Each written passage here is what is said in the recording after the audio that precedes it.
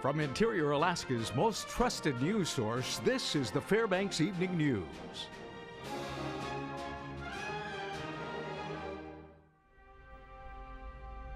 Good evening and thank you for joining us. Our top story this evening, many people were in attendance today for day 2 of the Arvin Kangas trial. Now, it was an emotional day as the evidence was presented, including material allegedly captured in real time by the 2 slain Alaska State Troopers. Stephanie Woodard reports now from Nenana.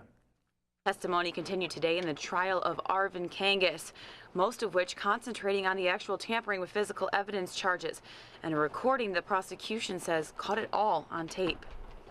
And I stopped midway and asked, Gabe's in the truck, right? And he says, no. I said, where's he at? He said, he's still there. And I wasn't very nice and said, you just left him there? He said, I thought they were going to kill me. To date, prosecution has interviewed over 11 witnesses in order to establish the evidence tampering in the case. On the other side said they're both dead.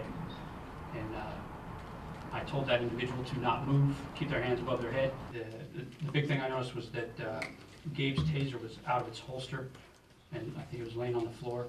It was bright yellow. It caught my eye. Each witness who was on scene was questioned to prove that no one actually touched the troopers or their weapons. A trooper would not have his belt buckle to the left or right of the center line of his body.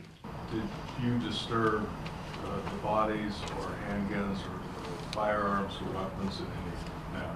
No, I never touched Sergeant Johnson or Trooper Rich. Yesterday, Arvin Kangas' wife, Judy Kangas, testified that she saw him with the trooper's pistol. That evidence was also supported by recording, video, and audio of the events that happened up to the trooper's death, during and after the events. I did hear voices. Did you recognize those voices? Yes, I did. Who were the voices? The voices were those of Arvin Kangas, Satch, and Judy Kangas. Trial is expected to continue into next week. I'm Stephanie Woodard reporting from Nenana. An 87-year-old Fairbanks man has been arrested, charged with 5 counts of possession of child pornography and 1 count of second-degree sexual abuse of a minor. Don Wendell Murphy was taken into custody on a warrant at 12:45 p.m. Wednesday after being indicted by a Fairbanks grand jury. Murphy was booked at the Fairbanks Correctional Center and ordered held on $50,000 bail.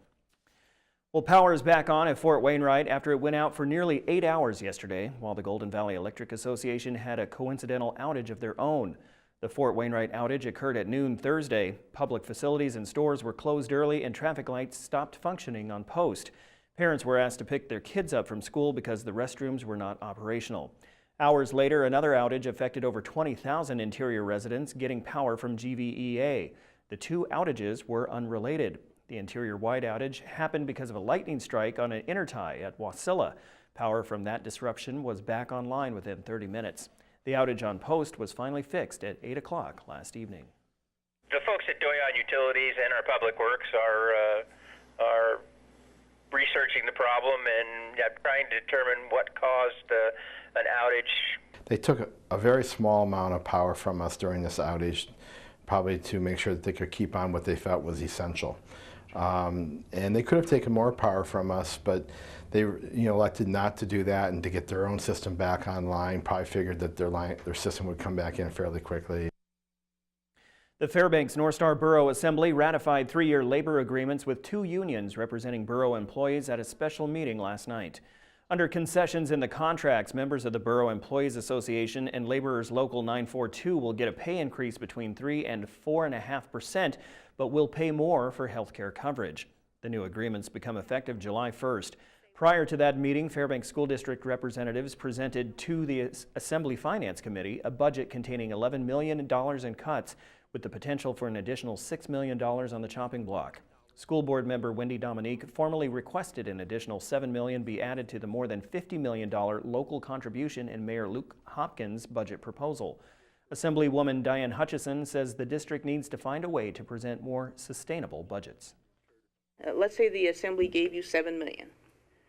And so next year you're still looking at a shortfall from the state. And so if you keep piling $7 million on each year, that's quite an increase on the local property taxpayers to be piling on them in a year. And so I have a concern about that when I don't see an effort with the salaries and wages. And when we come back, the Department of Transportation will be having an open house tomorrow, and the whole family can participate in this one. Also, this summer, Fairbanks will be hosting one of the more comprehensive youth hunting programs. These stories and more when we return. And welcome back. The Alaska Senate today unanimously passed a committee substitute for House Bill 70, which adds 4 state-owned parcels of land to the Creamersfield Refuge here in Fairbanks. The bill, which was authored by freshman State Representative Adam Wool, now returns to the House for final consideration. Fairbanks Senator Click Bishop carried a similar bill last session, but it was vetoed by then-Governor Sean Parnell. HB 70 adds 225 acres, bringing the total acreage of the refuge to just over 2,000. Creamersfield is a popular destination for bird enthusiasts, and according to Senator Bishop, part of the fabric of the Fairbanks community. And it's an annual spring event. Those of us that are from Fairbanks and those of you that travel, it's a big deal in Fairbanks in the spring to guess when the arrival of the first Canadian geese are back to the interior, and we know that spring has finally arrived in the city. The Department of Transportation has plans for a lot of road construction and repairs this summer, and they want you to know about it. That's why tomorrow from 10:30 a.m. until 2 p.m. at Hutchison High School, they'll be hosting an open house. Officials will be there to answer any questions and to take suggestions on what residents feel would create safer road conditions. The event will also be an opportunity for family members to see what kind of equipment the department uses while enjoying a free lunch. We are having the 3rd annual Super Open House tomorrow, and we invite everyone to come and join us. This is a chance for us we get together, we talk about all of the road construction projects that are going to happen in the interior. So people can come, they can meet the project staff, they can learn about any of the projects that might be in their neighborhood and what to expect with construction, like if there will be delays and what hours they'll be working. And you can get a big picture so you know if you're traveling to Anchorage, you know what to expect on the Parks Highway.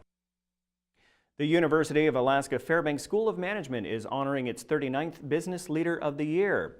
This year's recipient is Andy Warwick. He graduated from UAF in 1966. Now, since then, Warwick has held positions of leadership in both the private and public sectors. He is a former state legislator and owns and operates an accounting business in Fairbanks. He's been working as a CPA for more than 3 decades.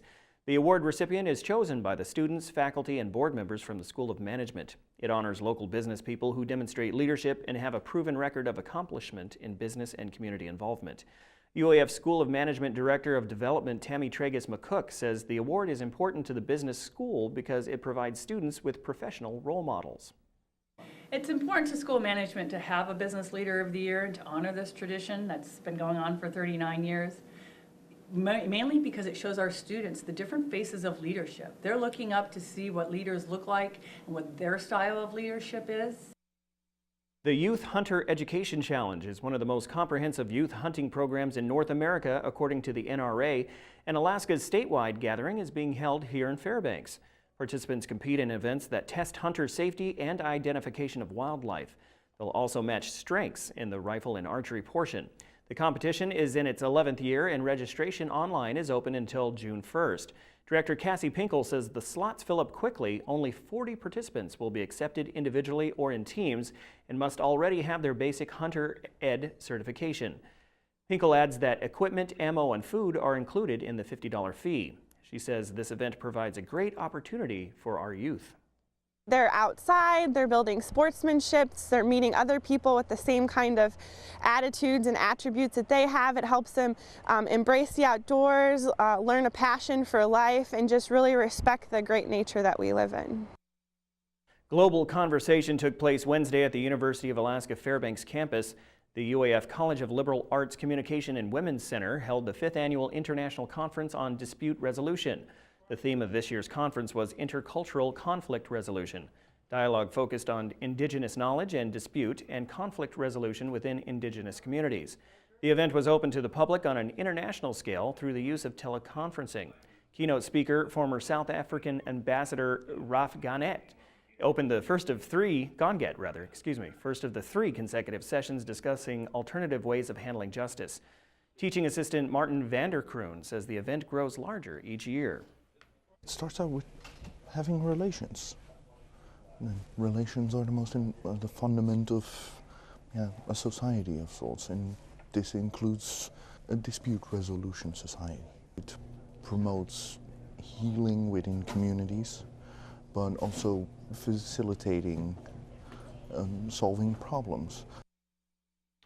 All right, there's a lot of interior athletes. They're moving on to college, and others coming to the interior. See the new additions to the UAF men's basketball team. Also, which play is the play of the week? Find out with Joe Cook. He's got your sports after the break.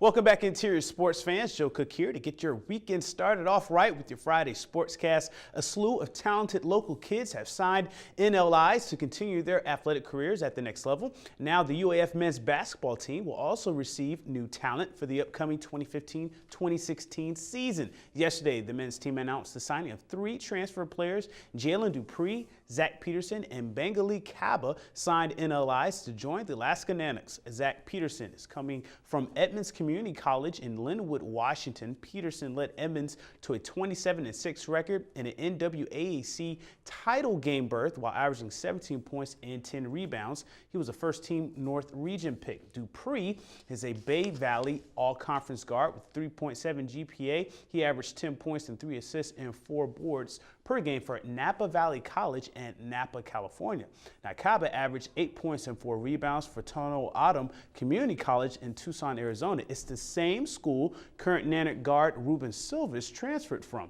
Kaba helped lead TOCC to a second place in the playoffs while maintaining a 4.0 GPA. Now, these initial signings address roster needs for post players, especially at the power forward position. The Nanooks lost 4 seniors but have 13 returners on the roster, 10 received minutes, and 3 are red shirts. Alaska finished 7-19 overall with a 4-14 GNAT record this past season. So the votes are being counted for the Kraft Hockeyville contest. The announcement for the Final Four will be made tomorrow. The Big Dipper will receive $20,000 for being a national finalist. And if we get enough votes to advance to the next round of voting, the Dipper will get $40,000. Now, if we get to the finals, the arena that doesn't get the most votes for the grand prize of $150,000 and hosting an NHL preseason game in their arena will get $75,000. Now, the next round of voting will start April 21st. That's next Wednesday, if the Big Dipper advances. So what happens if the Dipper wins it all and is able to collect a significant sum of money from this contest? iStalk's General Manager Rob Proffitt gives a little insight on what could be added to the legendary local arena. I think that's going to be not just me. That's going to be a bunch of people with Linda and Randy and myself and other user groups here at the Dipper, what we can best do to help him. You know, I got some visions of obviously what I think the facility needs and technology, et cetera, to continue to keep up with the rest of the arenas around. But that'll be a good problem to have. We'll worry about that when those problems come up. There's a lot at stake, and I think all those things from my perspective are awesome. But to me, to just knowing that you're the most passionate hockey town is the prize in itself. Another local baseball team got on the diamond for the first time this spring. West Valley is in Kodiak for a few games this week. West Valley was without 3 of their starters. And last night, the Wolfpack JV and varsity squads were swept in a doubleheader, losing 1-6 and 6-14 to the Bears. Tyler Chrisman had a triple and 2 RBIs for the Wolfpack. The 2 teams will play again this evening and then wrap up their series Saturday at 10:30 a.m. in Kodiak. Looking for something to do or see this weekend? Here's a little rundown for some sports events going on Saturday. Now, tomorrow morning at 10 a.m. at the UAF Police Department, it's a race for Respect 5K. It's $20 for general admission, $15 for UAF students, and $10 for anyone 16 or younger. Proceeds benefit the Interior Alaska Center for Nonviolent Living. At 1 o'clock at the Tok Visitor Center, it's the 35th annual Tok Trot. That's a 10K walk and run. In high school sports, there will be a track and field mini meet for area teams at North Pole High School at 11 o'clock. Then at noon, the Lathrop girls soccer team will host the Wasilla Warriors at the FYSA Soccer Complex turf fields. And we wrap up the Friday Sportscast with this week's Play of the Week. The votes were tallied, and the top play comes from the Arctic Man. Despite being shortened due to inclement weather last weekend, the women's ski class did finish And defending champion Ashley Nikolai of Fairbanks pulled teammate Klara Krzova from the Czech Republic to a second-place finish in the women's ski event with a time of 4 minutes 35 seconds and a 30th Arctic man. Now, to vote for the next play of the week, watch for the I-5 Interior Top 5 plays on Mondays during the weekend recap. That's it for Sports at 6. We'll come back tonight for the Sports Nightcap for Ice Dogs results and more. Mike Schultz is next with your full weather forecast, and we'll catch you next time. Hey everyone, welcome back into the Fbx Evening News for a Friday night. Mike Schultz with you once again talking about weather. Here we go. We're going into a nice warm temperatures for the weekend. We've been talking about it all week. We'll tell you about it just a little bit. Our photograph night sent in by Bill Cody. Sunset over the mountains in Candwell. A very nice shot there. Pretty impressive. And as always, if you have a photograph you want to share, well, by all means, send it to photos@ktvf11.com and we'll share it with the rest of the audience. Your numbers look like this. 48 for the high today, 46 currently. The low last night, 25. Record high, 60. That was in 1996, down to 16 below in 1963.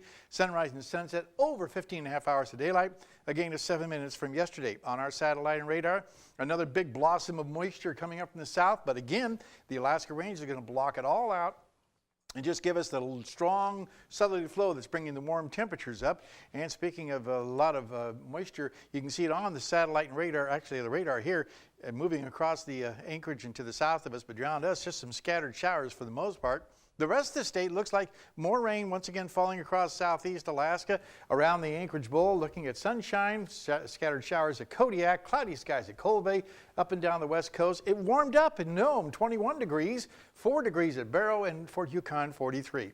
Lower 48 weather, it looks like this. And again, a very nice day over the western half of the country, 81 degrees at Phoenix, more showers and thunderstorms across Texas, a little bit of cloudiness across the northern and central plains, more storms moving across the deep south, and those show up again on the satellite and radar. There's the area of low pressure that brought some snow to Denver this morning, and the frontal boundary associated with it is kicking up a lot of powerful thunderstorms, bringing some very heavy rainfall, and the overall outlook for tomorrow is calling for some more severe weather, breaking out from Wichita right on down to San Antonio. And in that, you'll see damaging winds, hail, isolated tornadoes, and flooding downpours, all because the jet stream, once again, is diving way down to the south, helping to pull that cold air down from the north, clashing with that hot, humid air coming up from the south. Well, back to Alaska for tomorrow, a really quiet weather pattern compared to that. Areas of fog and Barrow, snow likely for Nome, scattered clouds at Fort Yukon, and a temperature of 44 at Fort Yukon tomorrow. Over the interior, looking at strong winds to 60 miles per hour in and around the Healy and Delta Junction areas. Sunny and warm otherwise at Fairbanks. Over southeast Alaska, the rain will be continuing across Juneau, but just mainly cloudy skies at Ketchikan, while out to the southwest, looking at rainy periods at Cold Bay and Kodiak, rain and snow for Bethel, and down around the Anchorage Bowl, it looks like for the most part, rain showers in Anchorage, rain and snow in Valdez, and cloudy at Homer, so kind of a wet mess there. And as far as our forecast for the remainder of the night, we're looking at, again, as you can see, temperatures here, 27 degrees for the overnight low, cloudy skies, a few isolated showers are possible. And tomorrow's forecast, look at that temperature, 56 degrees with scattered clouds and much warmer temperatures. And yes, it continues right on through the 5-day period there. Your temperatures, again, the low to mid 50s each day, partly cloudy skies. Looking at overnight lows, also warming up very nicely. Right around 30 degrees each day, or each night, I should say. And like I said, no precipitation. This is going to be a great weekend. I told you it's going to happen, Joe. I told you. You did, and this time you came through. It's kind of incredible because I can remember years where we reported on a foot of snow, So it's, hopefully we'll have to knock on some wood and make sure that that doesn't 60-degree temperatures are going to be looking at probably the week after next for sure. Solid. Yeah. That's what long range it looks like. Very cool. Knocking on some wood there. Oh yeah, there's some wood right there. It's Formica. It's Formica and plate glass there. Sounds good. Sounds good. All right. Well, that will wrap up this edition of the Fbx Evening News. As always, we are glad you could join us. Tonight on NBC Nightly News, a deadly car bomb exploded outside a U.S. consulate in Erbil, Iraq. That's up next with Lester Holt. And you can join us here 6 days a week at 6 and 11 or online anytime at webcenter11.com. And hey, don't forget, Sunday, KTVF will have their summer activity fair at Pioneer Park Civic Center. Now, that's an opportunity to find fun things for your kids to do this summer. So, from all of us here at the News Center, we hope you show up and have a good night. Good night.